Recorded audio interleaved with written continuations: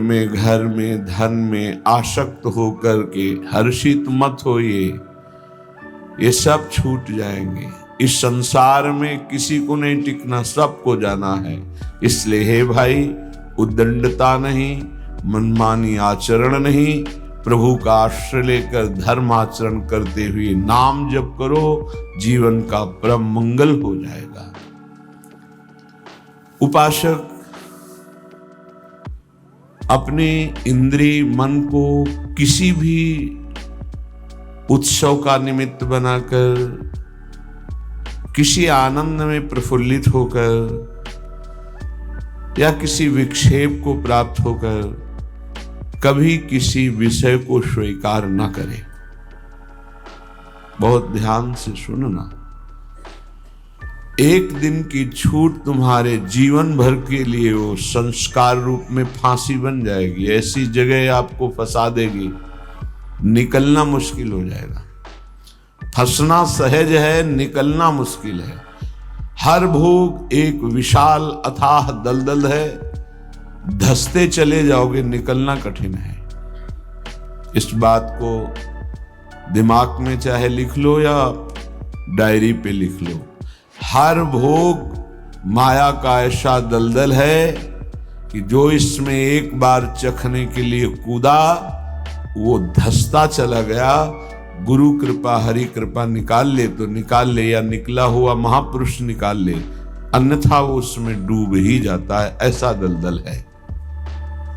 वह श्री जी का कृपा पात्र है, आज नहीं तो कल वो महापुरुष बन जाएगा। अर्थात जो महापुरुषों की गति वो उसे प्राप्त हो जाएगी। वो धामवासी है, प्रियाजू ने स्वीकार किया है। आपका क्या अधिकार है कि आप उस पर दोष दर्शन करें? तो कह रहे हैं जो वृंदावन धाम में वास करते हैं उनके दृष्ट दोषों को दिखाई दे रहा है। ऐसा नहीं कि नहीं दिखाई दे रहा, आप आरोप लगा रहे हैं, दिखाई दे रहा है। दृष्ट दोषों को सत्य मान करके वर्णन करते हैं, उनकी निंदा करते हैं, तो आपका भाग्य दुर्भाग्य में बदल जाएगा। यदि आप ये विचार करके कि श्री जी के लाड़िले हैं, इनकी बाहरी बात है पर इनको पर बहुत कृपा है, आज नहीं तो कल ये सब सुधर जाएंगे क्योंकि लाडली जी के कृपा पात्र हैं, बात बन गई। ऐसे मूर्ख लोग अपना संकट स्वयं चयन कर लेते हैं। जो दूसरों की, वृंदावनवासी की दोष दृष्टि से निंदा आदि करते हैं, बहुत निकृष्ट बात है, इसे कभी स्वीकार न करें। सच्ची कहते हैं, देखो अपने सब पावन भूमि में बैठे हैं, निंदा तो अपनी करनी चाहिए।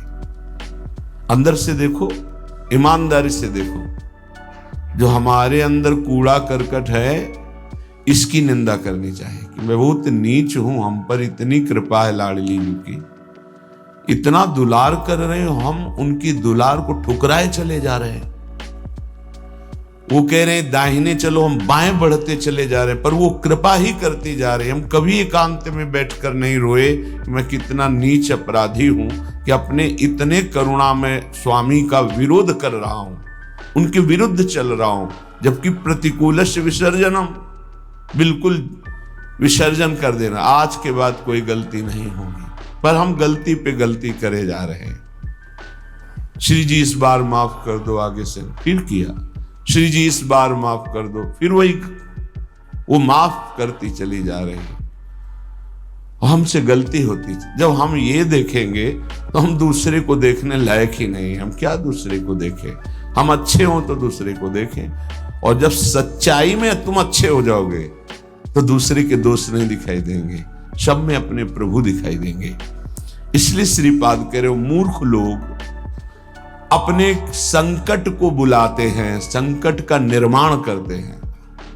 ये बहुत भयावह बात है कि किसी वैष्णव या किसी वृंदावनवासी की निंदा बिल्कुल भूलकर मत करना।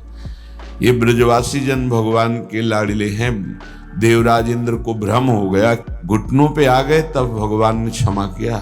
जाओ, त्रिभुवन पति घुटनों पे बैठे थे इसी रज में।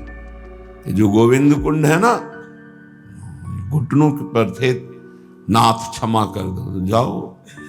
ऐसा अहंकार मत करो कि तुम्हारे द्वारा पूरी सृष्टि चल रही है। ये ब्रजवासी हमारे प्राण हैं, अगर इनको कोई संकट तो फिर हम उसको महासंकट में डाल देंगे। हमारे ब्रजवासियों को कोई ना छेड़े। भगवान कह रहे मेरे प्राण हैं ये ब्रजवासी जन। देवराज इंद्र से ज्यादा नाराज नहीं हुए। कारण जानते हो? किया तो उपद्रव ब्रजवासियों को पीड़ा देने का, लेकिन सब ब्रजवासी एक साथ बैठ कर दिए ना, तो लालजू ने थोड़ा तो उन पर शासन किया, फिर कृपा कर दी। लेकिन ब्रह्मा जी के ऊपर कृपा नहीं की, क्योंकि अलग कर दिया। ये उपद्रव किए पर सबको इकट्ठा कर दिए, इसलिए ज्यादा इनको पढ़ के देख लेना। ज्यादा नहीं, बस इतना कहा तुम देवराज हो, सतोगुणी हो, अहंकार मत किया करो। लेकिन ब्रह्मा जी तो कांप के चले ही गए, भगवान मुस्कुराए नहीं। क्यों? ब्रजवासियों को अलग कर दिया। तुम ब्रह्मलोक में मायामयी सैया पे सुला दिया, हमारे प्राण प्यारे ब्रजवासियों का अपराध करते हो। तो आज तक ब्रह्मा जी का प्रवेश नहीं ब्रज में, बात समझ लो। वो मूर्ख हैं जो वृंदावन या ब्रजवासी जो वास कर रहे हैं उनके प्रति दोष दृष्टि करें। 12 वर्ष में तो सिद्ध हो जाता है, 21 वर्ष में क्यों नहीं परिवर्तन हुआ? जी गलती। तो जब हमारी गलती, तो हम दूसरों को क्यों दोष दर्शन करने वाली वृत्ति से देख करके निंदा करें, उनका अपमान करें? हमारे अंदर खुद इतनी ये गलत है, तो तुम क्या कर रहे हो? तुम भी तो गलत हो जो दूसरों का दोष दर्शन कर रहे हो। परमार्थ कहता है किसी के भी ना दोष देखने ना गुण देखने, सब में भगवत भाव देखना। संसारी पुरुष क्रिया देखता है, परमार्थ का पथिक कारण देखता है। कारण श्री हरिवंश बनम, क्रिया नहीं देखता है। क्रिया देखने वाला संसारी होता है। श्रीपाद कह रहे वो मूर्ख लोग संकट की स्वयं रचना कर देते हैं। अच्छा, ये कोई पाप नहीं है कि क्षय हो जाएगा तो आप मुक्त हो जाएंगे। ये अपराध है, वैष्णव अपराध। ये तभी क्षय होगा जिस वैष्णव से अपराध मना है उससे क्षमा याचना हो जाए, नहीं तो, या फिर आपको पता नहीं तो गुरुदेव क्षमा कर दे, जाओ कोई अपराध नहीं। तो अखंड मंडलाकारम व्याप्तम येन चराचरम, गुरुदेव सब में व्याप्त है, हर अपराध क्षमा कर सकते हैं वो। गुरुदेव अगर कह दे जाओ कोई अपराध नहीं, तो कोई अपराध नहीं। गुरु महिमा बहुत बड़ी है। मंत्र मूलम गुरु वाक्यम, मोक्ष मूलम गुरु कृपा। हर अपराध से मुक्ति के लिए गुरुदेव है। गुरुदेव मुझे पता नहीं क्या अपराध बन गया, लेकिन है कोई अपराध, क्षमा कर दो।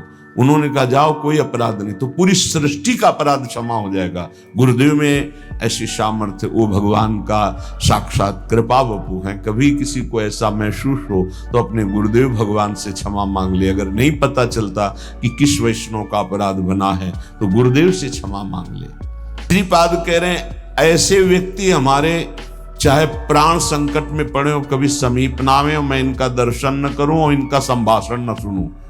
जो संतों की, ब्रजवासियों की, वैष्णव की, भगवत भक्तों की निंदा करते हैं, ऐसे लोग हमारी दृष्टि में ना आवे, कभी हमारे कान में इनकी आवाज ना पड़े, और कभी प्राण संकट होने पर भी मैं इनकी सेवा स्वीकार ना करूं। क्योंकि ऐसे लोगों का विषय सेवन करना, दिया हुआ भोजन पाना, या उनके पास बैठना, या उनकी दर्शन करना, इस सारे साधन को हास्यास्पद बना देते हैं। उपहास योग, अर्थात कुछ नहीं रह जाता जो ऐसे लोगों का संग करता है। अपराध नहीं, निंदा नहीं होनी चाहिए, बहुत सावधान। पूज्य श्री चंद्रशेखर बाबा जी महाराज वो कहते थे कि ब्रजरज, ब्रजलता और ब्रजवासी, इन 3 से श्रद्धा बिगड़ गई तो बात तुम्हारी बनेगी नहीं। उनके श्रीमुख के शब्द थे कि तुम रेगिस्तान में वास कर लो तो तुम्हारा कल्याण हो सकता है, लेकिन ब्रजवासी, ब्रजरज, ब्रजलता, इनका अपमान अपराध करोगे तो वृंदावन में तुम्हारा कल्याण होने वाला नहीं है। वो डायरी में लिखा हुआ पूज्य चंद्रशेखर बाबा जी महाराज। वे भी 25 वर्ष पहले की बात, प्रारंभ में ही दर्शन के लिए। तो यहां श्रीपाद कह रहे हैं ऐसे मूर्ख लोग अपने संकट का स्वयं निर्माण कर लेते हैं। किसी भी विषय में क्यों ना हो, जो वृंदावन वासियों की निंदा करते उनका मैं दर्शन न करूं कभी, कभी संभाषण न करूं, कभी दिया हुआ कोई पदार्थ या विषय सेवन न करूं। उपासक को सावधान रहना चाहिए। अपना काम बनाने आए हो कि तुम यहां सृष्टि सुधारने आए हो? देखो तुम्हें पक्की बात बता दें, भगवान भी पूरी सृष्टि को नहीं सुधारे। जब अवतार लिया तो जो भगवान की शरण में हुए, सन्मुख हुए, उन्हीं का उद्धार हुआ। ध्यान रखना, चाहे काम से, चाहे द्वेष से, चाहे राग से, चाहे भक्ति से, कैसे भी अवतार के समय जो भगवान से जुड़े वो परम पद को प्राप्त हुए। भगवान के अवतार के समय हम लोग भी होंगे, कीड़ा मकोड़ा, दीमक, चींटी चीटा जो बने होंगे, तो हमारा उद्धार नहीं हुआ। जो सन्मुख हुए, नाम जप किया, उन्हीं का उद्धार हुआ। ये बात पक्की समझ लो। तो भगवान अवतार लेकर के जगत मंगल के लिए आए, पर जो भगवान की शरण में हुए, सन्मुख हुए, उन्हीं का कल्याण हुआ। तो आज भी भगवान हैं, उनका नाम है, उनका रूप है, उनकी लीला है, ये उनका धाम है। जो सन्मुख होंगे, ठीक से चलेंगे, वो भगवान को प्राप्त होंगे। वो गुरु नहीं है जो अपने शिष्य को भगवत प्राप्ति न करा दे, मृत्यु के पास से छुड़ाकर अमर पद न प्रदान कर दे। वो गुरु नहीं। गुरु न सस्यात्, वो कैसा गुरु जो अपने शिष्य को भगवत प्राप्ति न करा दे। वो कुटुंबी स्वजन नहीं है जो भगवान के भजन में न लगा दे। अगर भगवान का भजन नहीं करने देता तो जाके प्रिय न राम वैदे ही तजिए ताहि कोटि बैरी सम जद्यप परम सने ही। वही कुटुंबी है जो भगवान के भजन में लगा दे, जो भगवान के भजन में विघ्न पैदा कर दे, भगवान में ना लगने दे। वो हमारा कुटुंबी नहीं, वो हमारा स्वजन नहीं, वो हमारा करोड़ों वैरियों के समान है। पिता न सास्यात्, वो पिता नहीं है जो मुझे भगवान के मार्ग में ना बढ़ाए, बढ़ने से रोक दे। वो पिता नहीं। ये बड़ी उत्तम उपदेश वृत्ति भगवान वही पिता है जो अपने पुत्र को भगवत प्राप्ति करा दे। सास्यात् जननी, वही मां है जो भगवान के चरणारविंद में अपने पुत्र की वृत्ति बढ़ावे। लेकिन आजकल तो माता पिता बालक को वही सिखाते हैं जिससे उदर भर जाए। 3 बातें, पेट भर जाए, अच्छे कपड़े पहन लो, खूब भोग भोगने को मिले, यही शिक्षा है। इतने केवल लक्ष्य है। कह रहे सास्यात् जननी न सास्यात्, वो पिता नहीं, वो माता नहीं जो भगवान की प्राप्ति कराने का उपदेश न करे, नाम जपने का उपदेश न करे, वो नहीं है माता पिता। दैवम न तत्स्यान्न, यद्यपि दैव बड़ा माना जाता है, पर वो दैव किस काम का जो हमें भगवान का भजन ना करने दे, विमुख कर दे। और सही बतावें, दैव कुछ है ही नहीं, हमारे कर्म ही हमारे दैव हैं। मानव जीवन मिला है इस दैव वाली बात को व्यर्थ कर देने के लिए। भजन करो इतना डट के, हर प्रारब्ध क्षीण हो जाए, हर कर्म भस्म हो जाए। दैव आलसी पुकारा, खूब नाम जप करो। कह रहे वो पाणी ग्रहण करने वाला पति नहीं है जो श्री कृष्ण की प्राप्ति करने में बाधा पहुंचा दे। जो श्री कृष्ण की प्राप्ति कराने का सहयोग दे, वही पति है। जो संसार से मेरे को मुक्त करेगा, वही गुरु, वही पिता, वही माता, वही भाई, वही स्वजन, वही पति, वही संबंधी, अन्यथा नहीं। बहुत हृदय संभाल करके अब सुनिएगा। निष्किंचनस्य भगवद भजनोन्मुखस्य पारं परम जिगमिशोर भवसागरस्य संदर्शनम विषयिणामथ योषितांच हा हंत हंत विषभक्षणमतोप्य साधु। हे साधु, विरक्त, बहुत खेद और दुख की बात कि यदि संसार रूपी समुद्र से पार जाने के लिए तुमने विरक्त भेष ले लिया, वैराग्य भेष ले लिया और विषयी पुरुषों का संग करते हो और विषयी स्त्रियों का संग करते हो, तो इससे अच्छा है कि जहर खा के अपनी शरीर की वृत्ति पूरी कर देनी चाहिए। हा हंत हंत विष भक्षण तो पिशादो। दूसरा भाव कि इससे अच्छा तो जहर है कि बहुत से बहुत शरीर ही छूटेगा, लेकिन ये विषय तो अनेक जन्मों तक तुम्हें नरक पहुंचा देगा। सचमुच सचमुच भगवान की भक्ति निष्किंचन ज्ञाननिष्ठ वैराग्यनिष्ठ जो है वही पूर्ण रूप से कर पाते हैं। जब कोई भगवान के मार्ग में चलता है तो ये 3 खाइयां होती जहां उसको माया गिराती है। पहली खाई है कंचन, वित्त तृष्णा, रुपया पैसा का संग्रह करना। ये देखा है, समझ नहीं पाया जाता और धोखा हो जाता है। थोड़े थोड़े रुपये संचय करते हुए पधार गए, वो रुपये विषयी पुरुषों ने प्रयोग किए। बड़े बड़े चरित्र देखे हैं, स्वयं कभी खर्चा नहीं किया, संतों की सेवा में नहीं लगाया, समाज की सेवा में नहीं लगाया, बड़े बड़े बॉक्सों में बंद करके रख के और पधार कर चले गए। बाद में उनके परिवार के जनों ने अधिकार कर लिया। बहुत बड़ी गलती। साधु को कभी भी अपने नाम पैसा नहीं रखना चाहिए, ये लिख लीजिए।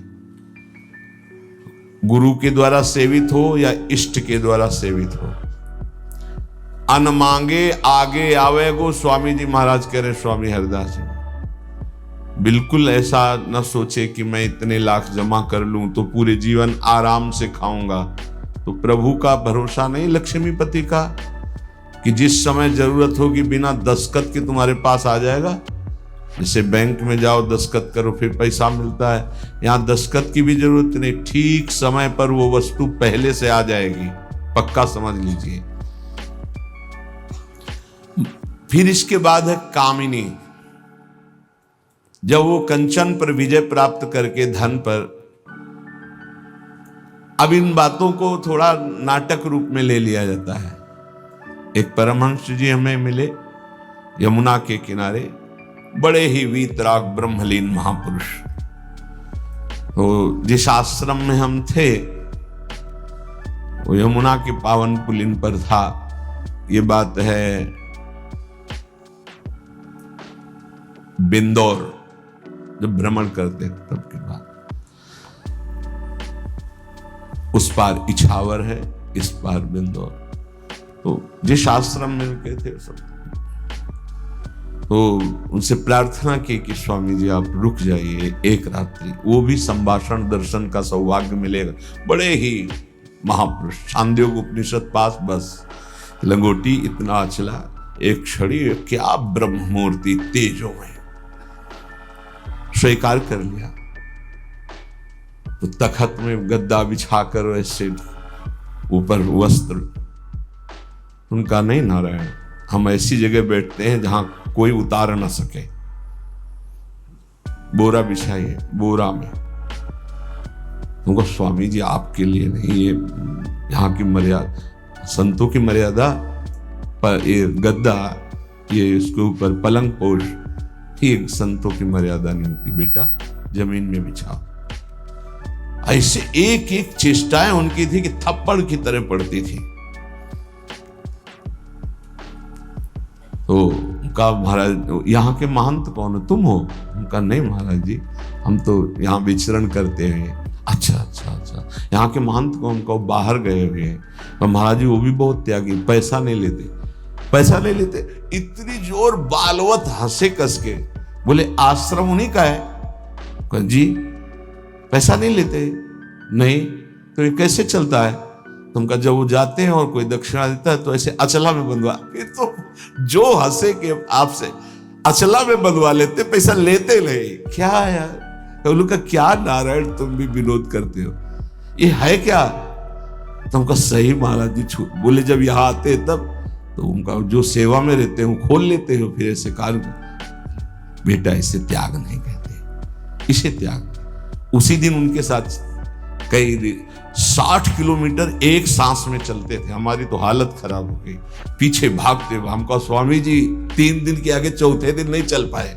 ब्रह्माकार वृत्ति लिए कमंडल 60 किलोमीटर तक चल, न खाना न पीना न कोई बोल दे स्वामी जी कुछ पालो तो पाले, नहीं बोले तो एकदम पुष्ट। क्या उनका स्वरूप उन्होंने बताया। जो 3 दिन साथ रहे तो वैराग्य क्या क्या स्वरूप है, स्वरूप का क्या बोध है, कैसी अद्भुत उनकी ज्ञान निष्ठा। कैसा महापुरुषों का अगर एक क्षण भी संग मिल जाए तो जीवन का रंग बदल जाता है।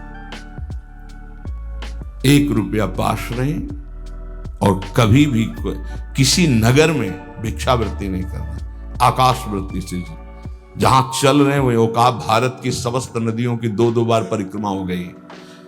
ऐसे महापुरुष। तो कंचन कामिनी, कामिनी का तात्पर्य हर इंद्रिय संयोग से है और विशेषतर जनेंद्रिय के संयोग से है।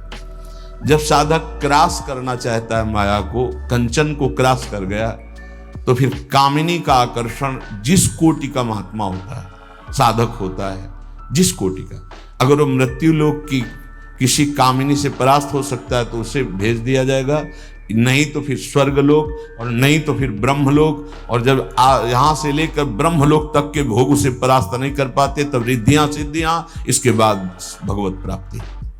एक परीक्षा का क्रम है। फिर तीसरा है कीर्ति, मतलब पहले में ही जैसे 1 लाख चले तो पहले में ही बहुत मार के गिरा दिए गए कंचन में, फिर कुछ बचे तो कामिनी में, फिर जो बचे तो कीर्ति में। जो कामिनी कंचन कीर्ति तीनों को पार कर गया, तभी वो कहा गया को एक पाव भगति जिमि मोरी वृष्टि शारदी कहूं कहूं थोरी। जैसे शरद में कहीं कहीं वर्षा होती है, ऐसे कोई बिरला मेरा भक्ति को प्राप्त, वही बिरला जो इन 3 पर विजय प्राप्त कर लेता है। इनमें ऐसे सुखों का आकर्षण ब्रह्मा जी ने रखा है, कामिनी कंचन कीर्ति, कि ऐसा लगता है तो भगवान तो मिल ही जाएंगे। देख लेते हैं। कंचन तजना सहज है, सहज तिया का नेह, मान बढ़ाई ईर्ष्या दुर्लभ तजनाए। आगे जो मान बढ़ाई बहुत बड़ी मंजिल अच्छे अच्छे साधकों को गिरा देती है। चलन चलन सब कोई कहे, बिरला पहुंचे कोई।